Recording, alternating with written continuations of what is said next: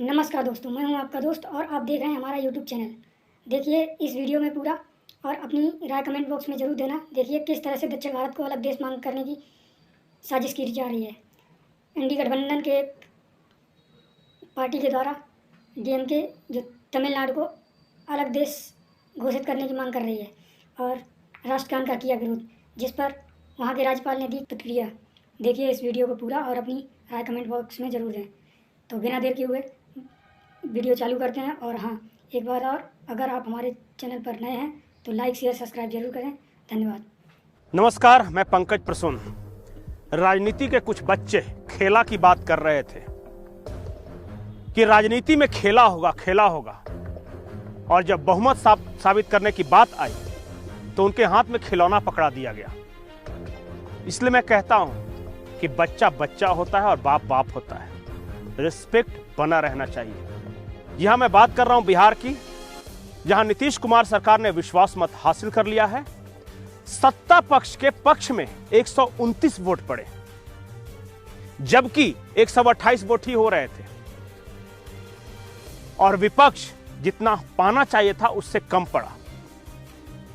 1995 से लालू यादव के साथ परछाई की तरह रहने वाले प्रहलाद यादव आज इस उम्र में मजबूर होकर आरजेडी से बाहर चले आए। वो सबसे सीनियर विधायकों में से एक थे। लखीसराय के एक विधानसभा क्षेत्र है सुरजापुर या सूरजगढ़ा, वहां से ये विधायक चुने जाते थे। जिन लोगों की बदौलत तेजस्वी यादव खेला करने की बात कर रहे थे, सारे के सारे उन लोगों ने दिया वोट जेडीयू के पक्ष में।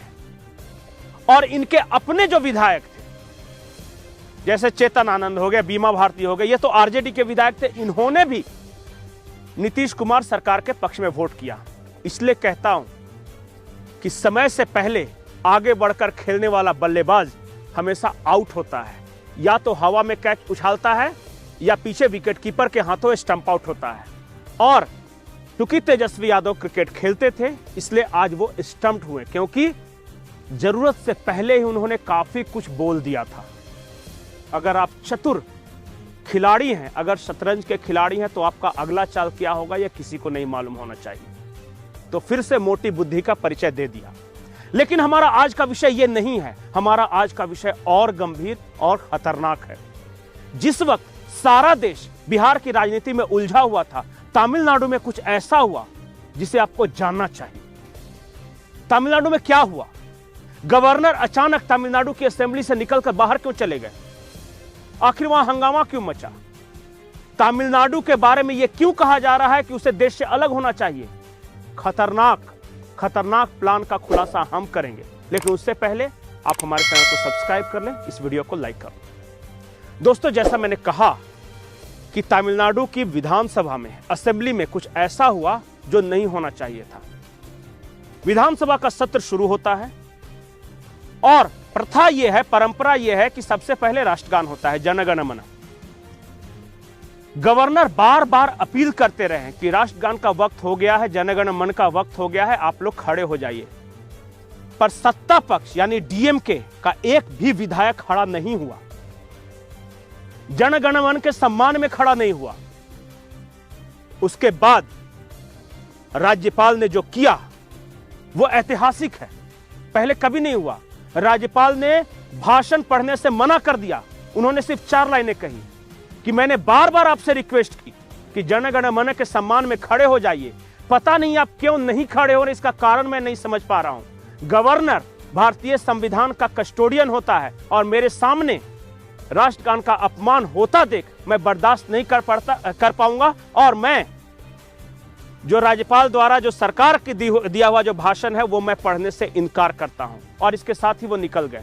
आरएन रवि हैं गवर्नर, उन्होंने क्या कुछ कहा है आप सुनिए। Friends, my repeated request and advice to show due respect to the national anthem and play it at the beginning and end of the address has been ignored. This address has numerous passages with which I convincingly disagree on factual and moral grounds. I, lending my voice to them, would constitute constitutional travesty.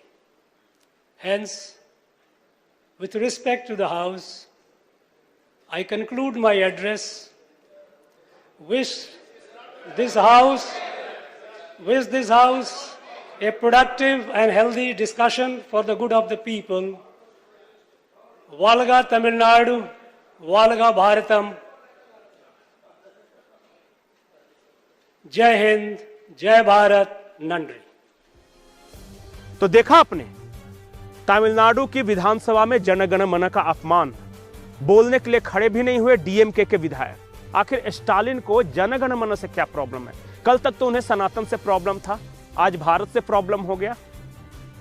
Tamil Nadu के ही एक व्यक्ति ने United states of south India का एक नक्शा बांटा है, जिसमें दक्षिण भारत के सभी राज्यों को अलग देश बताया गया। क्या तमिलनाडु में अलगाव की भावना नहीं भड़क रही? और इसके पीछे कारण क्या है? आप समझिए कि धीरे धीरे ही सही तमिलनाडु की राजनीति में बदलाव आ रहा है। अब तक डीएमके का एक तरफा वर्चस्व था जयललिता के देहांत के बाद, लेकिन अन्नामलई की पैदल यात्रा के बाद, 18 विधायकों के बीजेपी में शामिल होने के बाद, एक सांसद के बीजेपी में शामिल होने के बाद, एआईएडीएमके के एक फैक्शन पनीर सेल्वन का यह ऐलान कि मैं एनडीए के साथ मिलकर चुनाव लड़ूंगा, डीएमके डर रही है। डीएमके को लग रहा है कि कहीं बीजेपी का उभार न हो जाए, कहीं बीजेपी कोई सीटें न जीतनी शुरू कर दे। तो बीजेपी को किन हथियारों से काउंटर किया जा सकता है? हिंदी को गाली देकर, सनातन धर्म को गाली देकर, राष्ट्रगान को गाली देकर, भारत के संविधान को गाली देकर और दक्षिण के राज्यों के लिए अलग देश की मांग कर। उन्हें लगता है इससे द्रविड़ियन पॉलिटिक्स को मजबूती मिलेगी, मैं द्रविड़ियन राजनीति के सहारे बीजेपी को मात दे सकता हूं, बीजेपी को हिंदू और हिंदुस्तान की पार्टी बोलकर उसे गाली दे सकता हूं। और इसी वजह से ये सारा कुछ आप जो देख रहे हैं, सनातन को गाली, डेंगू मलेरिया बताना, उसके बाद दक्षिण भारत के राज्यों के लिए अलग देश की मांग करना, उसके बाद राष्ट्रगान के सम्मान में खड़ा न होना, ये सब राजनीतिक भय है और जनता को भड़काया जा रहा है। दक्षिण भारत के जनता को यह बताया जा रहा है कि तुम द्रविड़ियन हो, द्रविड़ियन पार्टी को वोट करो। ये बीजेपी कहां से आ गई? और यही वजह है कि कांग्रेस से जुड़े हुए पी चिदंबरम ने प्रधानमंत्री नरेंद्र मोदी की तारीफ की। पी चिदंबरम का कहना था, उन्होंने इशारों में कहा कि प्रधानमंत्री नरेंद्र मोदी एक काम तो जरूर करते हैं कि जो डिसाइड करते हैं वो करते जरूर हैं। उन्होंने एक बार कमिटमेंट कर दिया तो फिर वो अपने आप की भी नहीं सुनते।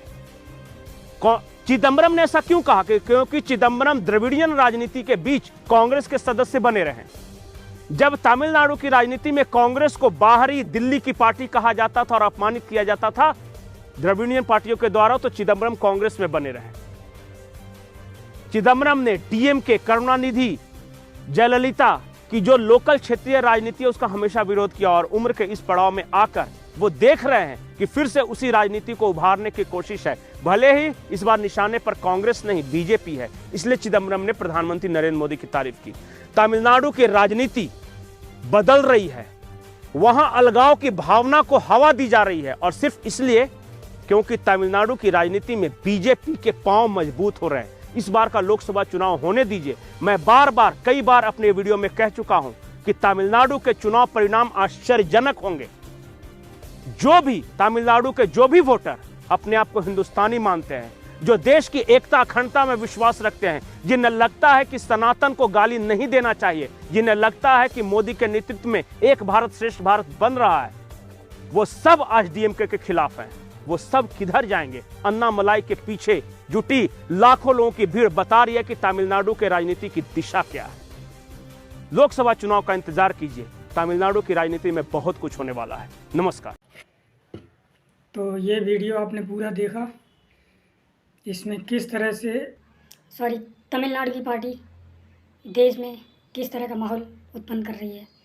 आप अपनी राय इस कमेंट बॉक्स में ज़रूर दीजिए और हम आपके लिए ऐसे ही वीडियो लेकर आते रहेंगे और आपको देश व दुनिया की खबरों के बारे में अवगत कराते रहेंगे।